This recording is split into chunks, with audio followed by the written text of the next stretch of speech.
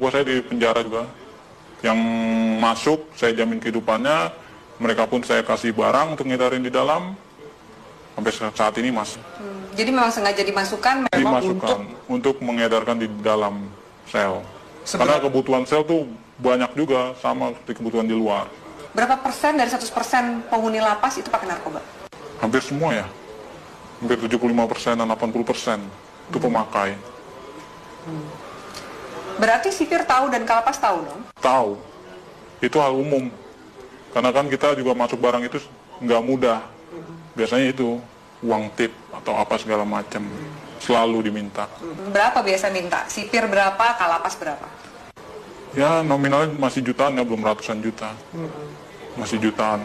Misalnya jutaan, sipir tuh dapat berapa sih? Sipir sebulan bisa dapat 5 juta, 7 juta. Tergantung kita bawa masuk barangnya berapa banyak. Oh barangnya sekian, ya tinggal di itu aja proses. Kalau kalapas dapat berapa sih? Kalapas dia puluhan juta.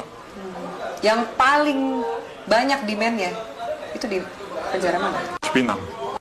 Lebih banyak dia bandarnya. Salah satunya banyak kan anak buah saya selama ini yang ketangkep di mana. Mereka di dalam ya saya tanggung semuanya. Dia di dalam, hidup keluarganya di luar, saya tanggung semua. Oke. Sampai dia keluar. Sampai dia keluar. Secanggih apa sih bisa ngatur peredaran narkoba di dalam penjara? Alat-alat mereka canggih dong? Canggih. Mereka alat-alatnya lebih canggih dari pemerintah Indonesia sendiri ya. Masa? Iya. Secanggih apa? Dari mulai telepon, mereka pakai satelit, langsung tembus satelit. Tidak ada lagi lewat operator-operator Indonesia. Mereka semua pakai satelit. Jadi nggak bisa disadap? Nggak bisa disadap. Sangat sulit untuk disadap. Tidak akan ada habisnya Indonesia. Karena Indonesia target terbesar di Asia untuk peredaran. Untuk peredaran. Kenapa Indonesia jadi target? Karena demand yang begitu besar? Demand yang begitu besar. Keuntungannya juga besar. Hukumannya juga ringan. Soal hukuman? Iya. Ringan, berarti nggak mungkin bikin jera. Apa sih yang bikin jera aparatnya? Dari mana sih kemudian kalau misalnya mau ngabisin ini gitu? Dari mana sih? Biasanya kalau main di hakim itu buat main hukuman. Peringanan hukuman, segala macam. Anda bayar? Saya bayar. Dalam bentuk uang atau dalam bentuk barang juga Anda kasih? Uang, biasanya uang. Mereka hanya uang. Kadang barang tergantung hakim. Hakim maunya apa ya kita kasih. Banyak klien Anda yang hakim yang make juga? Ada banyak. Ada 10 orang ada.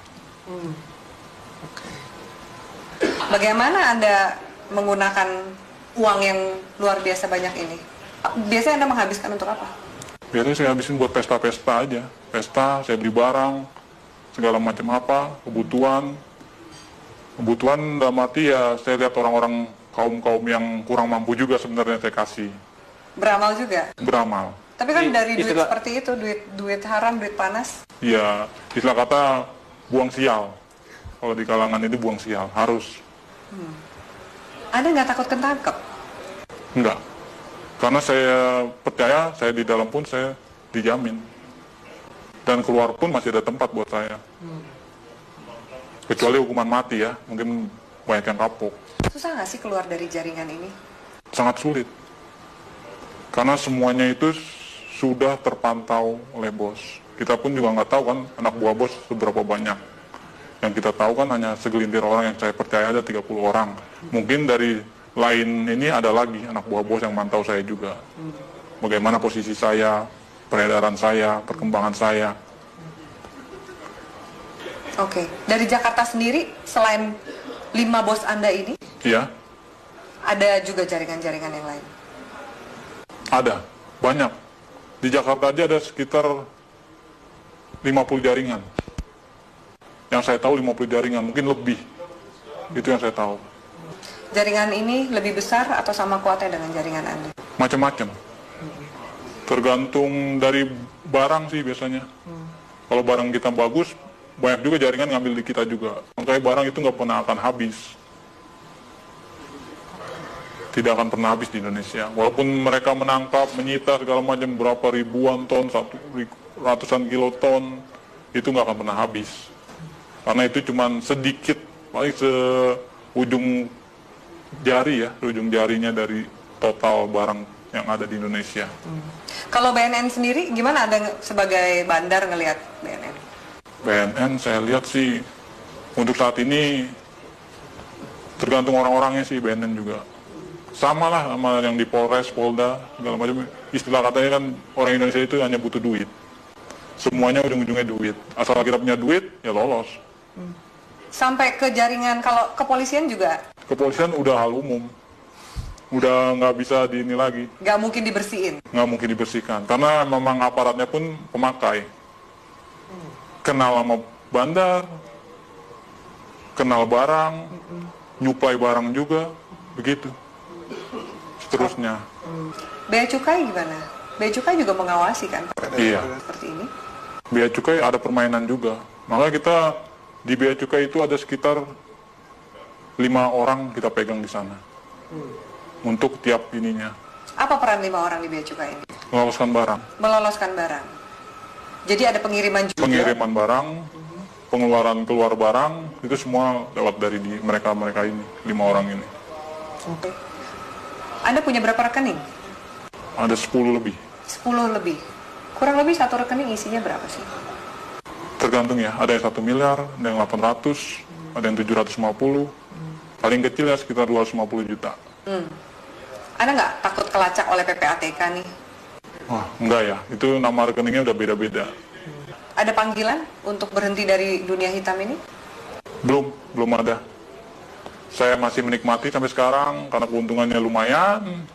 Bukan lumayan lagi ya, mungkin kalau Mbak sendiri mungkin akan tergiur dengan hasilnya. Yakin kamu? Yakin sekali. Masa? Iya, benar. Belum ada panggilan untuk tobat berarti? Belum. Masih menikmati. Mau sampai kapan?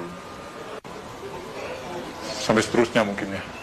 Sampai tunggu panggilan. Orang tua Anda nggak curiga? Tidak ada yang tahu. Teman-teman kecil pun nggak ada yang tahu. Semuanya saya dan kawan saya yang baik saya kenal saja tahu.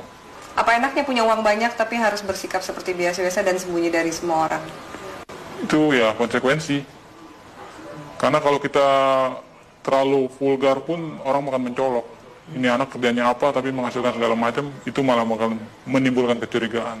Baik dari orang tua, saudara, bahkan lain-lainnya bakalan imbasnya ya penyelidikan dan penangkapan. Apakah jaringan narkoba ini juga masuk ke istana?